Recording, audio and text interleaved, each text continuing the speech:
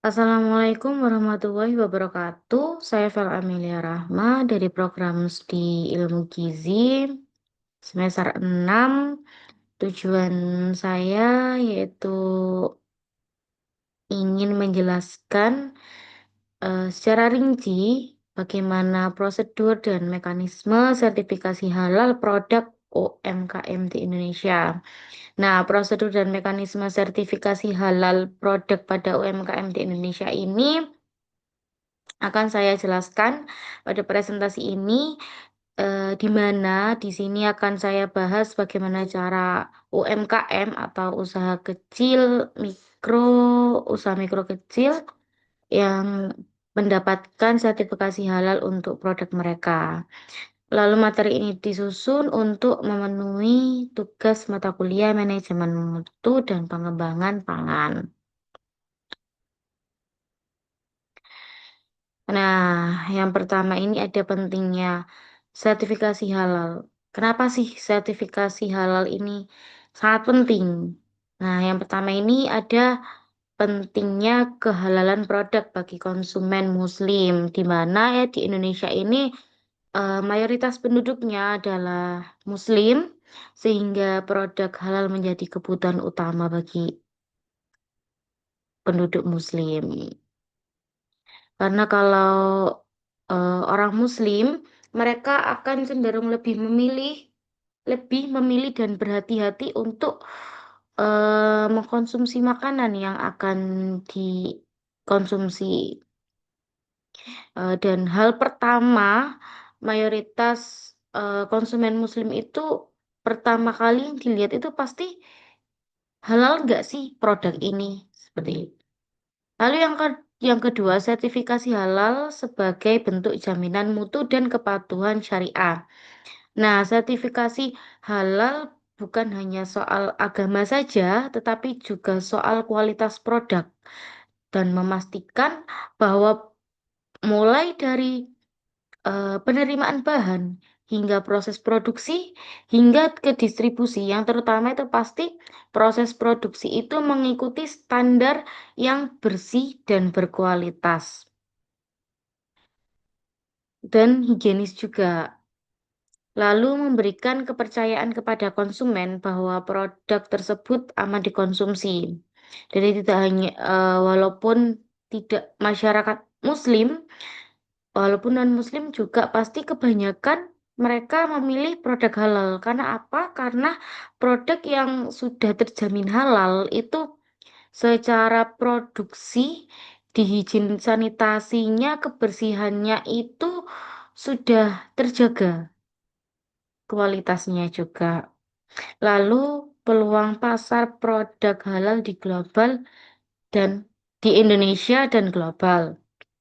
Nah, pasar produk halal di Indonesia ini sangat besar karena mayoritas penduduknya yang Muslim tersebut, lalu peluang ekspor ke negara-negara Muslim lainnya terbuka dengan lebar, lalu tren global yang menunjukkan peningkatan peminatan produk halal.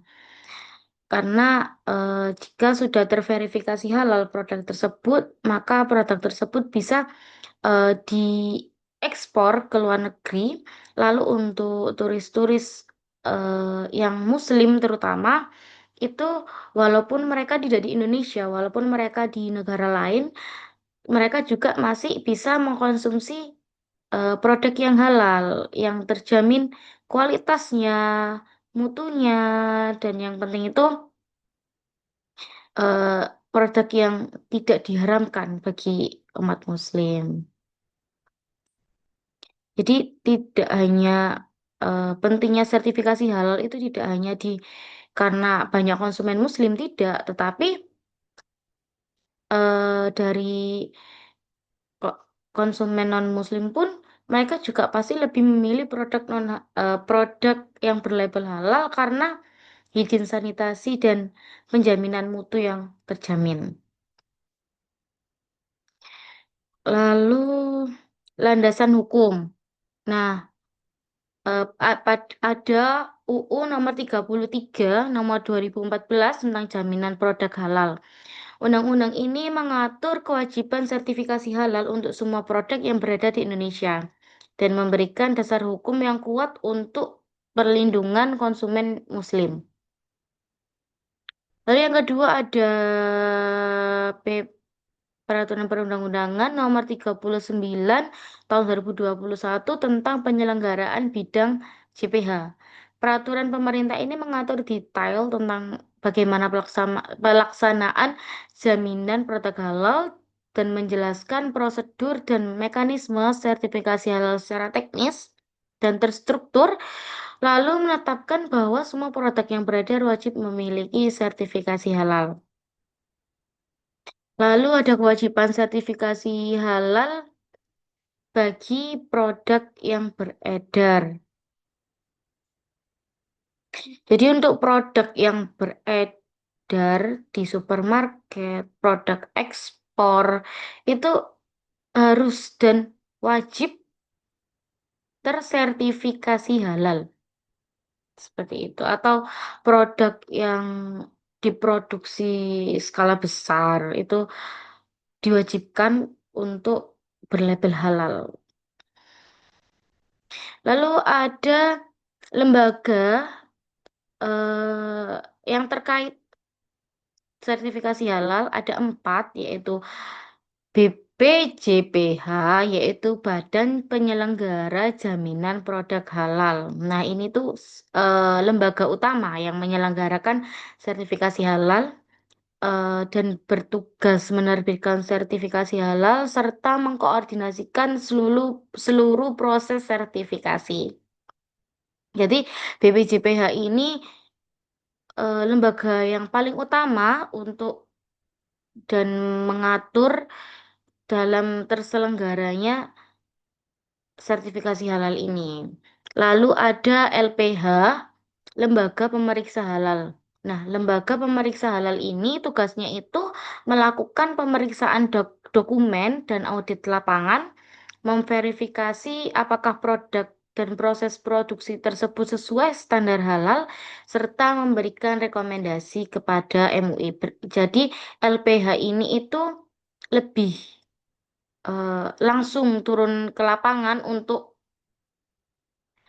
melihat, memverifikasi produk tersebut itu apakah sudah sesuai dengan standar halal. Lalu ada MUI, pemberi fatwa halal. MUI itu Majelis Ulama Indonesia. Tugasnya itu memberikan fatwa halal berdasarkan hasil audit LPH, lalu memutuskan apakah produk tersebut halal atau tidak dan memiliki otoritas keagamaan dan menentukan kehalalan. Jadi dari pemeriksaan LPH nanti diperiksa lagi oleh MUI dan ditetapkan oleh MUI apakah produk tersebut terjamin halal atau tidak.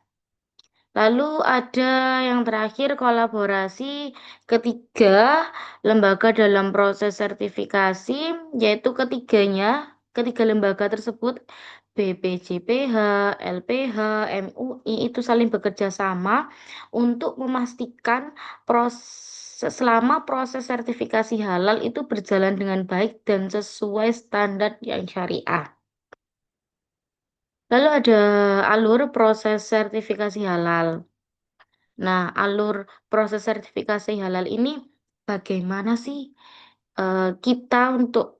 kita sebagai UMKM untuk mendaftarkan produk kita agar terverifikasi halal? Nah, yang pertama itu bisa mendaftar melalui via Si Halal.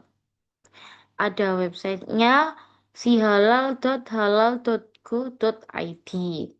Lalu pada website tersebut bisa mengisi formulir secara online dan mengunggah dokumen persyaratan yang ada di website tersebut. Nah, proses via online ini untuk mendaftarkan sertifikasi halal ini juga fleksibel. Kita tidak perlu mendatangi sebuah tempat. Kalau mungkin tempatnya jauh kan kita harus jauh-jauh mendaftarkan gitu. Nah, ini kita bisa mendaftarkan melalui website si halal ini. Jadi sangat fleksibel untuk eh, pendaftarannya dan bisa dilakukan dimanapun dan kapanpun kita mau membuat proses sertifikasi halal ini. Yang kedua, setelah kita mendaftarkan dan mengupload persyaratan-persyaratan yang wajib diupload di website tersebut, lalu nanti setelah masuk semua, LPH akan memeriksa kelengkapan dokumen yang telah disubmit, yang telah dikirim. Lalu melakukan audit lapangan ke lokasi produksi. Jadi tim LPH ini datang ke lapangan untuk melihat ke lokasi produksi untuk melakukan audit terlebih dahulu dan memverifikasi bahan baku, proses produksi, dan bagaimana fasilitas yang ada di tempat produksi tersebut. Jika LPH sudah melakukan pemeriksaan, lalu yang ketiga, sidang fatwa halal oleh MUI. Jadi MUI mengkaji hasil audit dari LPH. Jadi semua yang telah diperiksa oleh LPH, nah itu dikaji semua oleh oleh MUI dan MUI yang memutuskan bahwa produk tersebut itu layak atau tidak mendapatkan fatwa halal. Proses ini melibatkan para ahli agama dan teknologi pangan. Karena kalau mungkin daging-daging itu penyembelihannya itu sesuai syariat atau tidak, lalu untuk selama proses produksi itu sesuai izin sanitasi atau tidak, bersih atau tidak, tuh MUI yang bisa memutuskan bahwa produk tersebut bisa terverifikasi halal atau tidak. Lalu setelah MUI memberikan keputusan, yang terakhir adalah penerbitan sertifikat oleh BPJPH.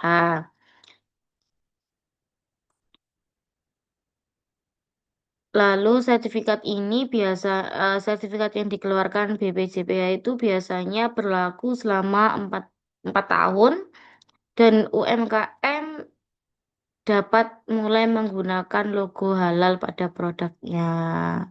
Jadi kalau misal dari MUI pada sidang MUI ini ternyata MUI tidak bisa memverifikasi bahwa produk tersebut halal, mungkin selama produksi atau lain-lainnya itu terdapat masalah yang sehingga MUI tersebut tidak bisa memverifikasi halal. Jadi bisa mengulang lagi untuk mendaftarkan dan sebelum mengulang mendaftarkan itu bisa di,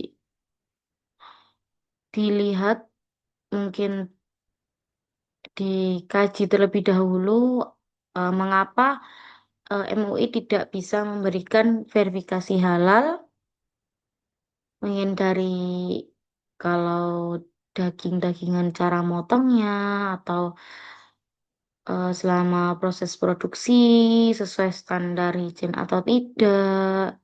Seperti itu. Jika sudah memperbaiki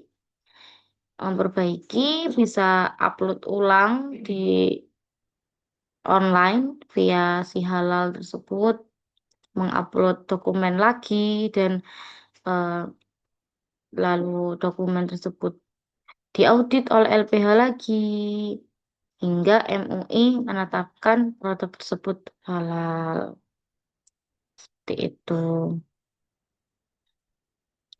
Lalu dokumen dan persyaratan yang harus disiapkan, apa saja sih dokumen yang harus disiapkan untuk mendaftarkan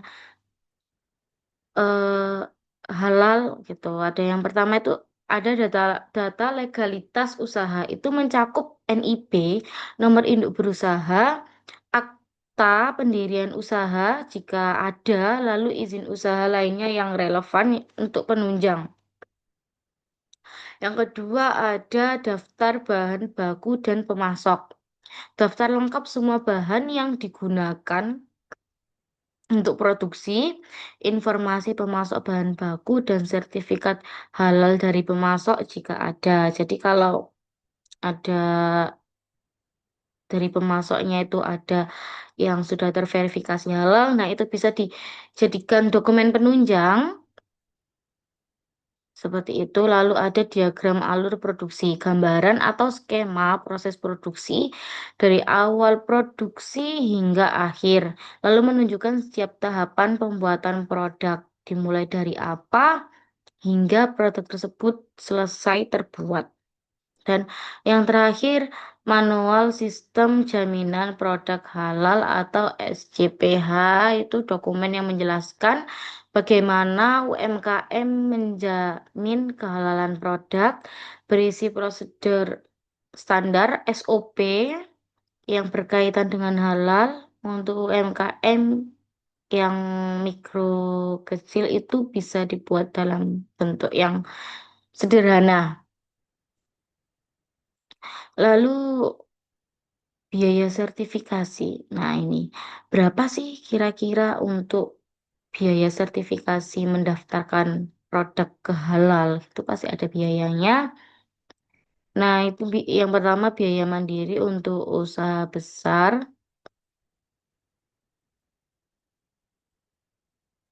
Usaha menengah dan besar harus membayar biaya sertifikasi. Besaran biaya disesuaikan dengan skala usaha. Jadi, setiap usaha itu bayarnya tidak sama karena dilihat dari dan disesuaikan skala usahanya. Kalau semakin besar usahanya, semakin besar juga biaya yang harus dibayar untuk proses sertifikasi ini. Lalu ada program Sehati, sertifikasi halal gratis untuk UMKM. Nah, program Sehati ini khusus untuk usaha mikro dan kecil atau UMK. Sepenuhnya gratis, tidak ada biaya yang harus dibayar. Dan ini tuh didukung oleh pemerintah melalui Kementerian Agama. Sekarang itu sudah mulai banyak, bahkan diwajibkan setiap UMKM itu eh, sudah mendaftarkan produknya itu ke halal. Tuh. Jadi kalau UMKM kecil bisa mendaftarkan ke program Sehati ini karena tidak pakai dipungut biaya sama sekali. Yang terakhir ada dukungan dari pemerintah dan lembaga pendamping. Pemerintah menyediakan pendamping secara gratis. Universitas Mitra membantu proses sertifikasi.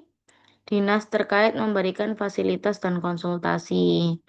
Nah, biasanya dari universitas itu juga ada pembinaan UMK.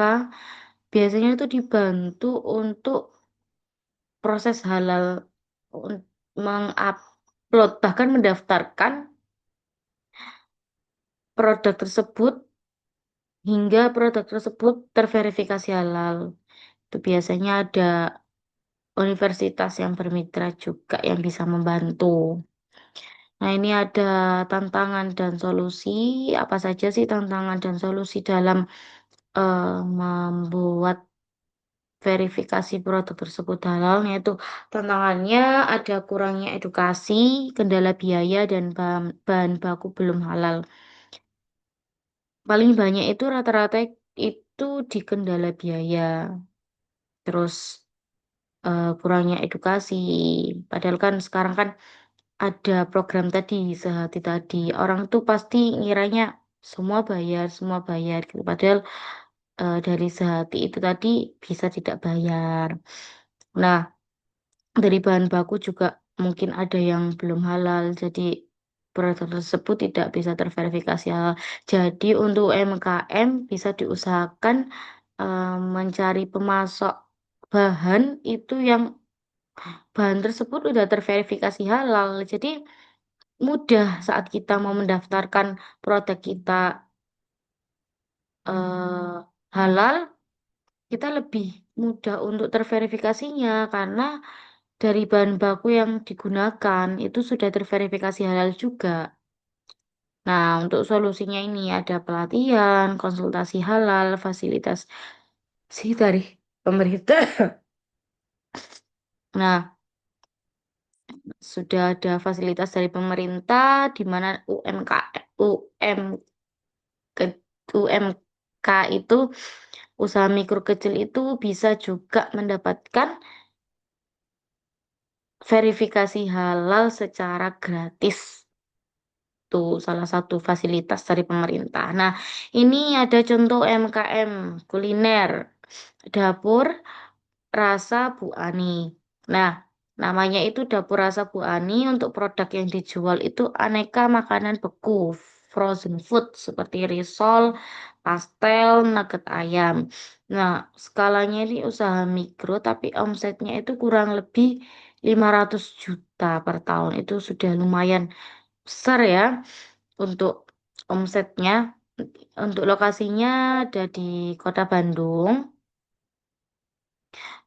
Nah, ini saya berikan contoh cara UMKM Dapur Rasa Bu Ani ini mendapatkan mendaftarkan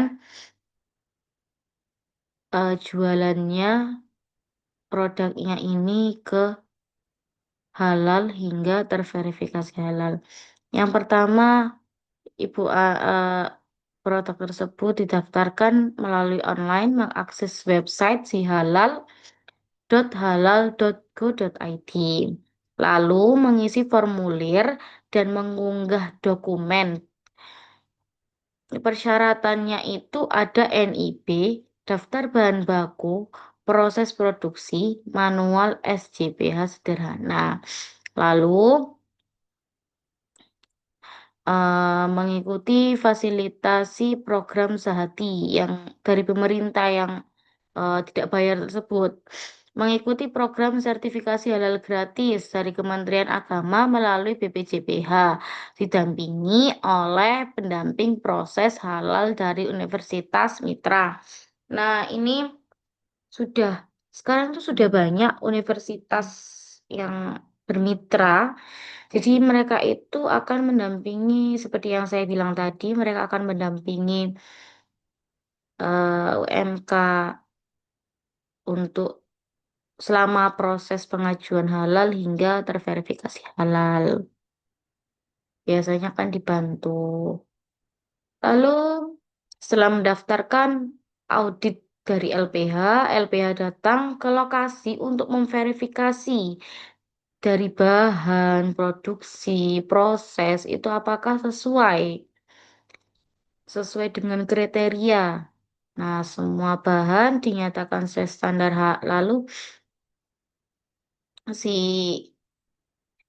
jualan dapur rasa Bu Ani ini semua bahan dinyatakan sesuai dengan standar halal.